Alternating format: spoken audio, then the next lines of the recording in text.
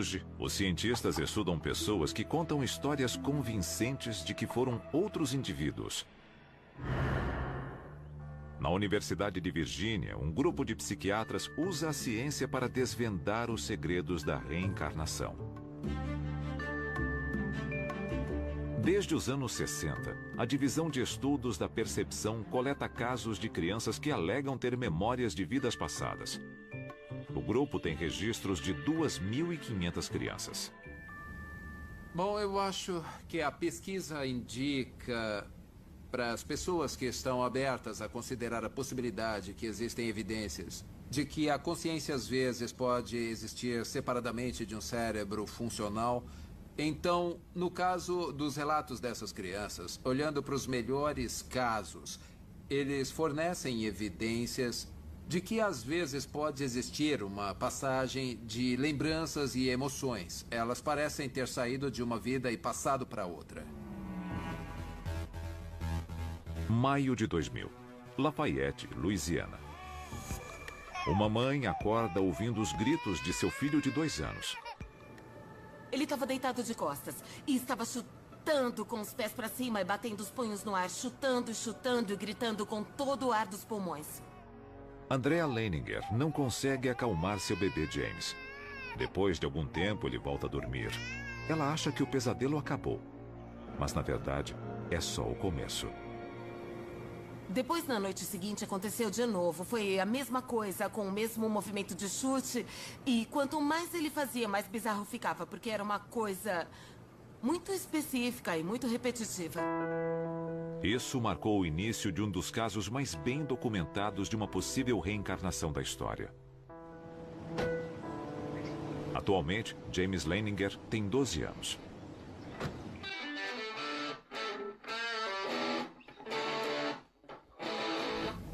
Eu pratico esportes, beisebol e futebol. Eu vou para uma escola episcopal e tenho vários amigos lá. As outras crianças, quando eram mais novas, falavam: eu quero ser bombeiro, eu quero ser astronauta. Eu sempre falei: quero ser piloto de caça, quero ser um fuzileiro naval. Recebeu as fotos da escola? É. Elas ficaram boas. Quando James tinha 3 anos, seus pais começaram a ouvir histórias chocantes contadas por ele. James estava se recordando de coisas que o conectavam a um piloto da Marinha que morreu em 1945. Eles ficaram céticos. Bruce é gerente de recursos humanos na indústria petrolífera. Andrea é ex-bailarina e atua como professora. Como cristãos, eles nunca acreditaram em reencarnação, mas começaram a montar um quebra-cabeça incrível. A primeira pista veio com os pesadelos horríveis e incessantes que James passou a ter com 2 anos de idade. Ele falava: acidente de avião, fogo, o homem não consegue sair. Acidente de avião, fogo, o homem não consegue sair. Aí eu pensei: ai meu Deus, ele sonhava com isso o tempo todo. Para mim, o que ele estava falando não fazia sentido com o que ele estava fazendo. Ele ficava se debatendo na cama e eu lembro de uma coisa bem específica que pensei na hora: isso parece o exorcista. Ele estava descontrolado e eu me perguntava: ele está possuído? O que está acontecendo? Em 1 ano, as visões que se apresentavam a James em seus pesadelos começaram a se formar quando ele estava acordado. Eu estava lendo para James e aí ele se sentava e falava: mamãe, o homem estava fazendo assim. Aí ele se deitava e repetia o mesmo gesto que fazia no sonho, chutando e batendo. O homem está fazendo assim, eu não consigo sair, não consigo sair. Aí ele ficava sentado e eu falava: quem é esse homem? E ele dizia: eu. Ainda fico toda arrepiada.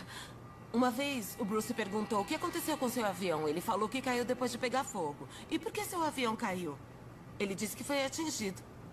O Bruce falou: quem atingiu seu avião? E ele: os japoneses! Em seguida, James deu a seus pais mais uma pista estranha e bastante específica.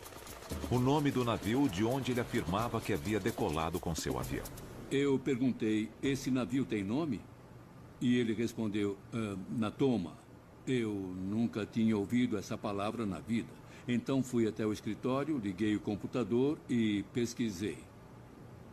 E depois de uns 300 resultados, apareceu um Natoma Bay CVE 62. Eu cliquei nele e era a história de um porta-aviões da Segunda Guerra Mundial. E isso foi o começo de todo o questionamento e nós da dois ficamos situação. parados, olhando para aquilo, olhando para uma foto. Acho que uma tomada aérea daquele porta-aviões no mar. Ficamos parados, olhando por um bom tempo. Eu não tinha nenhuma resposta, sabe? Como ele sabia disso, como ele conheceu o homem, como sabia do navio.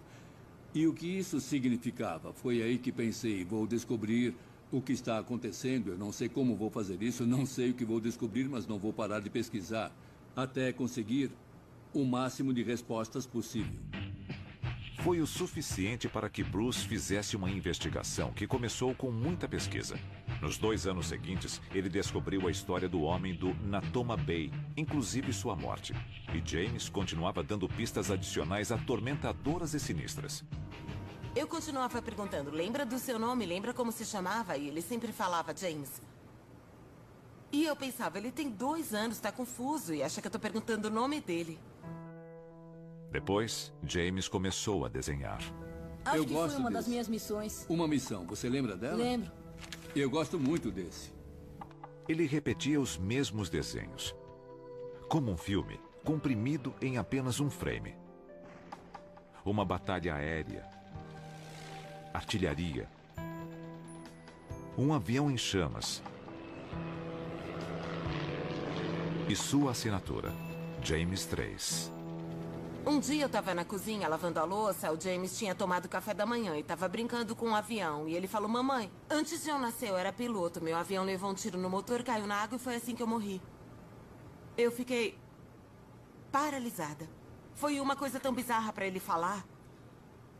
Mas aquilo era verdade. Ele não fez drama nenhum, não demonstrou nenhuma emoção. Aos 3 anos, James começou a fingir ser piloto, com uma atenção aos detalhes que impressionou seu pai. Um dia, ele arrastou um assento de carro até um armário do meu escritório e montou uma cabine lá dentro. Ele tinha um console de brinquedo e transformou aquilo num painel. Bom, ele ia de um lado para o outro. De repente, ele abriu a porta com força e se jogou de dentro do armário. Eu perguntei o que aconteceu, seu avião caiu? E ele falou, não, meu avião foi atingido e tive que pular. A descoberta seguinte ocorreu quando Bruce foi convidado para um reencontro entre veteranos do porta-aviões Natoma Bay. Ele perguntou o nome de homens mortos em ação, e isso o levou a resolver o mistério de James 3.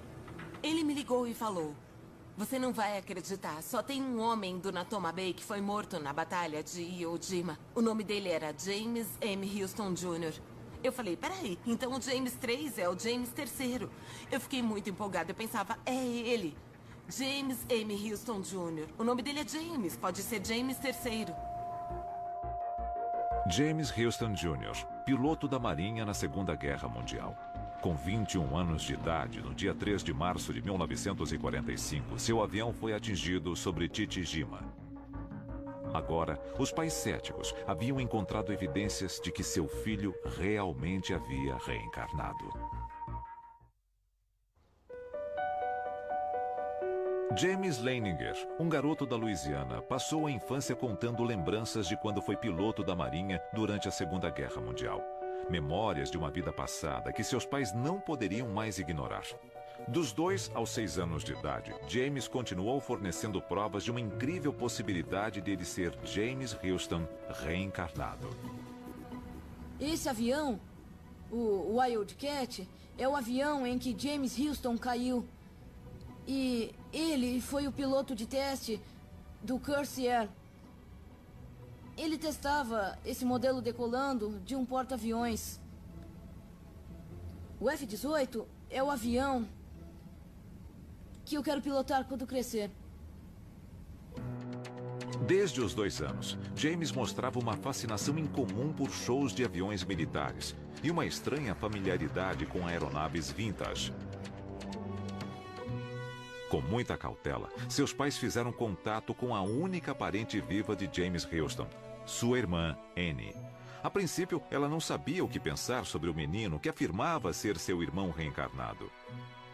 Até que James perguntou sobre um quadro que somente uma pessoa, além dela, sabia existir. Ela escreveu para mim em 16 de janeiro de 2006. Querido James, eu espero que esse seja o quadro que você mencionou. É a única imagem minha pintada pela minha mãe. Eu sinto muito por ter demorado tanto para enviá-lo para você. As últimas semanas têm sido muito agitadas. Espero que você goste. Com amor, Annie.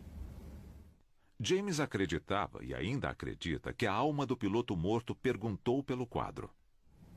Eu perguntei para ela sobre um quadro que a minha mãe passada tinha feito para ela e para mim. Ficou no sótão dela por uns 50 anos. Meus pais e ela acharam uma loucura que eu soubesse uma coisa dessas. Annie também passou a acreditar. E havia outras conexões ainda mais assustadoras. James tinha 3 G.I. Joes, que chamava de Billy, Walter e Leon. Nomes que seus pais consideravam estranhos para uma criança escolher. O Bruce perguntou, ô James, como é o nome do seu G.I. Joe? E ele respondeu falando, Walter. E a gente falou, Walter? O Bruce perguntou, por que batizou seus bonecos de Billy, Walter e Leon? E ele, porque me encontrei com eles quando fui pro céu. Foi um daqueles momentos em que a gente sente o rosto quente, demos uns passos pra trás, ele correu pro escritório, eu fui atrás, fechamos a porta, ele começou a mexer nos papéis assim. E eu falei, o que você tá procurando, o que você tá procurando? Ele encontrou um documento. Olhou e falou, Billy Piller, Walter Devlin e Leon Connor estavam no mesmo esquadrão do James Houston. Eu perguntei, quando morreram? Morreram antes? E ele jogou uns papéis, puxou outra folha, viu as datas das mortes e todos tinham morrido antes do James Houston. Todos voaram com ele. Apesar de o pai de James continuar cético de que a reencarnação fosse realmente possível, o que aconteceu em seguida foi sinistro. A gente estava limpando o jardim. Ele estava brincando nas folhas e eu falei, eu te amo muito. Ele respondeu, eu sabia que você ia ser um bom pai quando te escolhi. Eu falei, o quê? E ele, quando achei você e a mamãe, sabia que iam ser bons pais. Eu senti minha cabeça encolhendo até ficar bem pequena, sem cérebro. Perguntei, como assim quando nos encontrou? Ele falou, eu achei você e a mamãe. Achei vocês dois no Havaí. James contou a seu pai que viu os dois em um hotel cor-de-rosa. Foi onde os Leiningers estavam hospedados quando decidiram ter James. Bruce e Andrea foram cautelosos quanto a pedir ajuda de médicos e psiquiatras. Eles decidiram encontrar uma solução própria para a aprovação de James. A solução foi ir até o Japão, até o enorme mar onde o piloto James Houston Jr. morreu. Thou who art the pilot of the souls of men. O barco estava bem em cima do ponto onde os destroços do avião foram achados.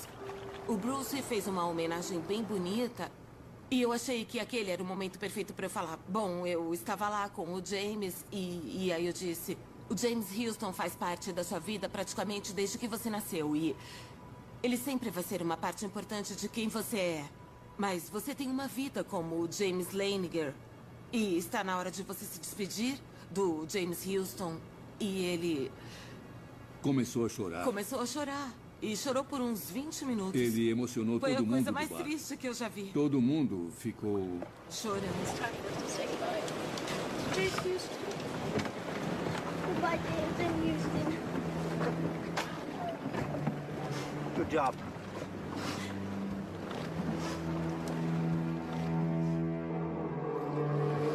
I salute you. Good boy. So brave. You're such a brave soul. Such a brave soul and spirit. Foi estranho quando a gente voltou do mar. Alguma coisa tinha mudado. Ele deixou alguma coisa. De verdade, foi muito concreto, dava pra perceber. Ele chorou e tudo mais, o que aconteceu, mas ele estava pronto pra seguir em frente. E foi o que ele fez naquele dia. Foi o ponto onde tudo mudou. I'm gonna be the same thing that James M. Houston was. A pilot. O próximo desenho que James Leininger fez já era de paz. Os pesadelos pararam. As lembranças começaram a desaparecer. Eu não quero que ele lembre de nada dessa vida passada. Ele tem a vida dele e eu não quero que ele fique perturbado ou confuso. Ele é o nosso filho, sabe? E não o James Houston. E tem uma vida pela frente. Atualmente, James Leininger não se lembra de nada específico sobre a alma que costumava atormentá-lo. Aos 12 anos, ele é um menino normal. cujo quarto diz algo sobre quem ele é e sobre quem ele acha que já foi. Eu sou escoteiro. Eu sou escoteiro de primeira classe no meu grupo. Esses são os livros que eu tenho sobre Chichijima. Livros da escola. Armas de pressão. Minha bolsa de dinheiro. Meu telefone. Eu não sei quando ganhei isso. Mas é o terço da minha avó. E minha coleção do Guerra nas Estrelas. E um quadro do Esquadrão. James não fala muito sobre as lembranças de sua vida passada com os amigos, mas não esconde nada se seus colegas de classe encontram alguma reportagem na internet. Para James, a reencarnação é um fato de sua existência. É parte de sua alma. Eu acho que o espírito que eu costumava ter quando eu tinha uns 4, 5, 6 anos foi embora. Sou só o James agora. Não é... Eu ainda tenho James Houston em mim. Eu acho.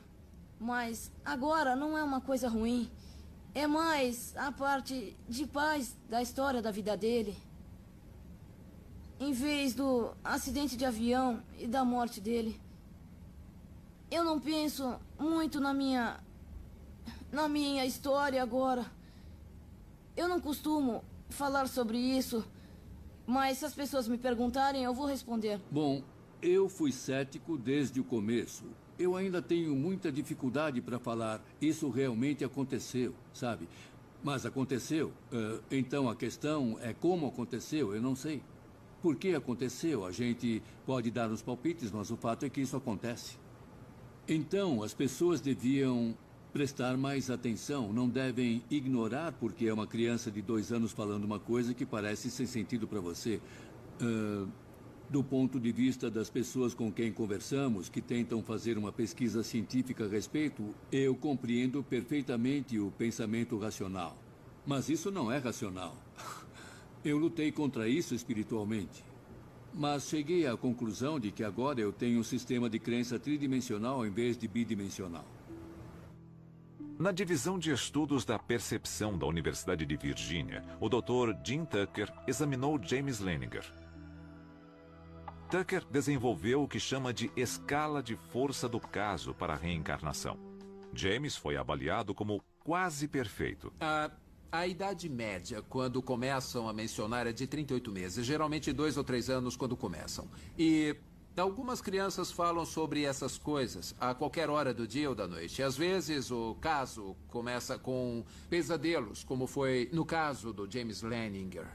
Muitas pessoas ficam intrigadas, algumas ficam perplexas, algumas ficam chateadas. Pais cristãos norte-americanos ficam impressionados.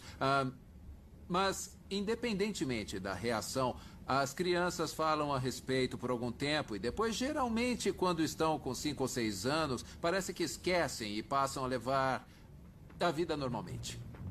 Após 4 décadas e 2.500 casos, os pesquisadores da Universidade de Virgínia chegaram a uma conclusão impressionante. A reencarnação é real. Isso certamente sugere que existe uma parte de nós, uma parte da consciência, que pode ser capaz de prosseguir depois que o cérebro morre. Isso indica que o cérebro pode não ser o criador de pelo menos uma parte da nossa consciência. Ele seria mais um portal por onde a consciência flui. E pode haver outra parte da existência, separada do mundo físico. E essa parte da consciência, como eu disse, pode ser independente do mundo físico e do cérebro físico, de onde ela parece vir. Enquanto isso, os céticos da reencarnação diriam que o caso de James Leininger é circunstancial, na melhor das hipóteses. Entre americanos, a crença na reencarnação está crescendo. Parte disso é por causa das celebridades que falam que acreditam em reencarnação. A Julia Roberts falou recentemente para a revista Elle que acreditava. Ela comentou que se achava muito hindu e falou sobre sua filha e sobre como a filha claramente corporificava outra pessoa.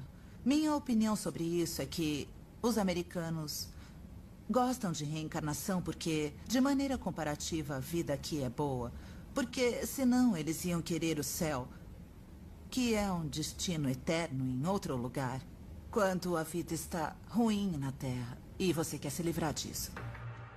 Céticos à parte, para os Leiningers, a existência da alma não requer a validação de cientistas ou psiquiatras. A experiência de James, para eles, é uma prova da vida após a morte. Mas a dúvida continua. Se a alma existe em cada ser humano, ela pode ser encontrada e mensurada pela ciência?